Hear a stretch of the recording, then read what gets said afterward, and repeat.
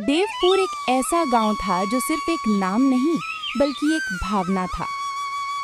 ये गांव अपनी गहरी जड़ों और अटूट परंपराओं के लिए जाना जाता था। गांव के केंद्र में एक विशाल बरगद का पेड़ था जिसे लोग कल्प वृक्ष कहते थे। उसकी जड़ें इतनी गहरी और मजबूत थीं कि वो पूरे गांव को अपने आंचल में समेटे हुए लगती थीं। गांव के सबसे बुजुर्ग व्यक्ति सरपंच रामदयाल इसी पेड़ की तरह थे, शांत, मजबूत और गांव की परंपराओं के सच्चे संरक्षक।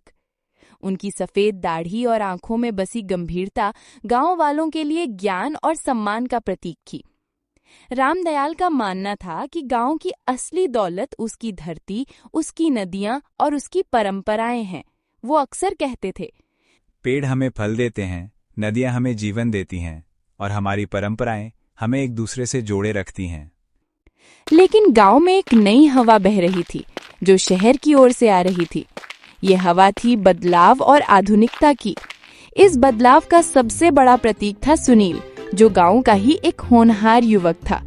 सुनील ने शहर में पढ़ाई की थी और अब वो अपनी जन्मभूमि वापस लौटा था। सुनील की आंखों में रामदयाल की तरह सादगी नहीं बल्कि बड़े बड़े सपने थे। पक्के रास्ते, बिजली, इंटरनेट और आधुनिक कृषि के तरीके। वो पिछड़ा हुआ है और उसे आगे बढ़ने के लिए पुराने तरीकों को छोड़ना होगा।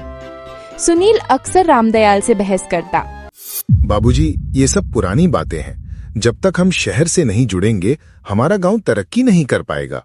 हमें सड़कों की जरूरत है, कारखानों की जरूरत है। रामदयाल शांति से जवाब देते, तरक्की सिर्फ पैसों से नहीं होती सुनील। अगर हम अपनी जड़ों को काट देंगे तो हम भी उस पेड़ की तरह गिर जाएंगे जिसकी जड़ें सूख चुकी हों। एक दिन गांव में एक चमकदार गाड़ी आकर रुकी। गाड़ी से एक तेज तर्रार सूट पहने हुए आदमी उतरा जिसका नाम था व्यापारी करण। उसके साथ कुछ सरकारी अधिकारी भी थे। करण ने गांव में सभा बुलाई और सबको एक शानदार प्रेजेंटेशन दिखाया। मेरे प्यारे देवपुर के भाइयों और बहनों, करण ने अपनी मधुर और चालाकी भरी आवाज में कहा, मैं आपके लिए एक सुनहरा मौका लाया हूँ। हमारी कंपनी आपके गांव से एक हाईवे बनाना चाहती है जो सीधे शहर से जुड़ेगा। इससे आपके गांव में विकास की बयार आ जाएगी, आपको रोजगार मिलेगा, आपके बच्चों को शहर के स्कूल में पढ़ने का मौका मिलेगा, गांव के हर कोने में बिजली होगी और हर घर में सुख सुविधाएं होंगी। गांव वाले उत्सुकता से करण की बातें सुन रहे थे, लेकिन तभी करण ने अपनी शर्त रखी।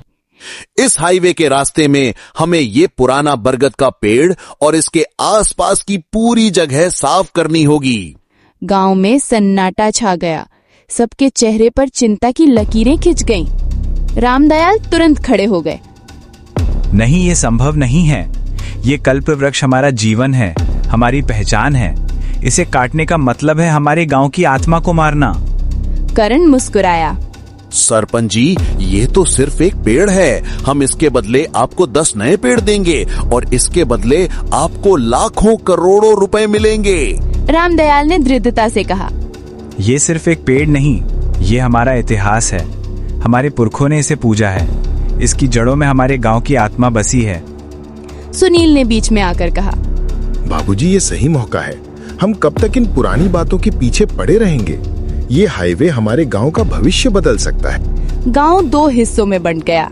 एक तरफ रामदयाल और गांव के बुजुर्ग थे जो परंपरा और प्रकृति की रक्षा करना चाहते थे। दूसरी तरफ सुनील और युवा पीढ़ी थी जो तरक्की और समृद्धि के सपने देख रही थी। व्यापारी करण ने इस मौके का फायदा उठाया। उसने सुनील को अपना मोहरा बनाया और उसे झूठे वादे देकर अपने साथ मिला लिया। उसने गांव के कुछ प्रभावशाली लोगों को भी रिश्वत दी और उन्हें रामदयाल के खिलाफ भड़काना शुरू कर दिया। करण ने गांव में अफवाहें फैलानी शुरू कर दी। उसने कहा कि रामदयाल अपनी कुर्सी बचाने के लिए विकास को रोकना चाहते हैं। वो गांव वालों के बीच फूट डालने में सफल हो गया। रामदयाल अकेले पड़ गए। उनके ही लोग उन पर सवाल उठाने लगे। सरपंच जी, आप हमें गरीब रखना चाहते हैं। ये पेड़ हमें क्या देगा? करण साहब हमें पैसा दे रहे हैं। दूसरे ने कहा। सुनील भी रामदयाल से दूर होता चला गया। उसे लगा कि वो सच में गांव की तरक्की के रास्ते में आ रहे हैं। एक रात रामदयाल कल्प वृक्ष के नीचे बैठे थे। उनकी आंखें नम थीं।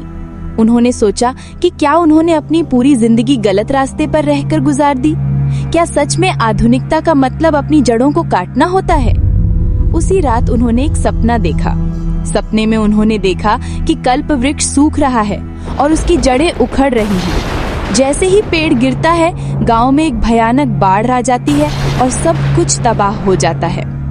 अगले दिन रामदयाल ने गांव वालों को अपनी बात समझाने की आखिरी कोशिश की। उन्होंने कहा, ये पेड़ हमें सिर्फ छाया नहीं देता, इसकी जड़ें पूरे गांव के पानी को रोक कर रखती हैं। अगर ये पेड़ कट गया तो बारिश के दिनों में ये गांव बाढ़ में बह जाएगा। लेकिन करण ने रामदयाल की बात का मजाक उड़ाया। ये सब पुरानी कहानियां हैं। सरपंच जी डर रहे हैं। मैं गारंटी देता हूँ कि ऐसा कुछ नहीं होगा। सुनील ने भी करण का समर्थन किया। बाबूजी, आप वैज्ञानिक तथ्यों को नजरअंदाज कर रहे हैं। आधुनिक तकनीक से हम बाढ़ को रोक सकते हैं। गांव वालों को रामदयाल की बात पर कम और करण के पैसों पर ज्यादा विश्वास था। उन्होंने एक मतदान का फैसला किया। अगर ज्यादा वोट हाईवे के पक्ष में होते तो कल्प वृक्ष को काट दिया जाता। मतदान का दिन आया। पूरा गांव कल्प वृक्ष के नीचे इकट्ठा हो गया। माहौल तनावपूर्ण था। एक तरफ रामदयाल और उनके समर्थक, दूसरी तरफ सुनील और करण के समर्थक। मतदान शुरू हुआ और कुछ ही देर में नतीजे आने वाले थे। तभी अचानक मौसम बदल गया। काले बादल छा गए और बिजली कड़कने लगी। एक तेज बारिश शुरू हुई जो कुछ ही मिनटों में एक भयानक तूफान में बदल गई। गांव में अफरा तफरी मच गई। तेज हवाओं से कमजोर घर हिलने लगे। गांव की नदी जो गर्मियों में सूख जाती थी, अचानक उफनने लगी। सुनील ने देखा कि नदी का पानी तेजी से गांव की ओर बढ़ रहा है। वो घबरा गया। तभी उसकी नजर कल्प वृक्ष पर पड़ी। पेड़ की मजबूत और विशाल जड़ें एक प्राकृतिक दीवार की तरह काम कर रही थीं। वो बाढ़ के पानी को रोक रही थी और गांव को तबाह होने से बचा रही थी। गांव वालों को रामदयाल की बात याद आई। उन्होंने देखा कि उनकी आंखों के सामने सच्चाई थी। करण का हाईवे को सिर्फ एक सपना था, लेकिन कल्प वृक्ष की जड़ें असलियत में उनके गांव की रक्षा कर रही थीं। तूफान थमने के बाद गांव में सब कुछ शांत हो गया। किसी को कोई नुकसान नहीं हुआ था। गांव वाले कल्प वृक्ष के नीचे इकट्ठा हुए और रामदयाल के सामने नतमस्तक हो गए। सुनील शर्मिंदा था। वो रामदयाल के पास गया और उनके पैरों में गिरकर बोला, बाबूजी, मुझे माफ कर दीजिए। मैं अपनी मूर्खता में आपकी समझ को नहीं देख पाया। मैंने सिर्फ पैसे और दिखावे को देखा और अपनी जड़ों को भूल गया। करण वहां से भागने की कोशिश कर रहा था, लेकिन गांव वालों ने उसे पकड़ लिया। एक बूढ़े किसान ने करण से पूछा, तुमने कहा था कि तुम हमारे लिए हाईवे बनाओगे, क्या ये सच है? करण ने स्वीकार किया कि वो झूठ बोल रहा था। उसका असली मकसद हाईवे नहीं, बल्कि कल्प वृक्ष के नीचे दबे एक दुर्लभ खनिज को निकालना था। उसने सोचा था कि कोई भी गांव वाले को उसकी बातों पर संदेह नहीं होगा। गांव वालों ने करण को पुलिस के हवाले कर दिया। गांव की एकता फिर से बहाल हो गई।